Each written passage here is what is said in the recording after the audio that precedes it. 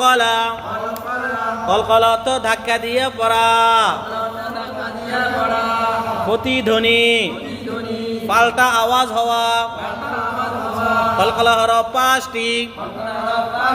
কলকলা হরফ 5টি কফ বা জিম দাল এই 5 হরফে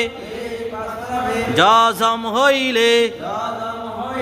কলকলা করিয়া পড়িতে হয় যেমন আক ইক উক আক ইক উক আবে ইবে উবে আজে ইজে উজে আজে ইজে উজে আদে ইদে উদে মাশাআল্লাহ সাদাকাল্লাহু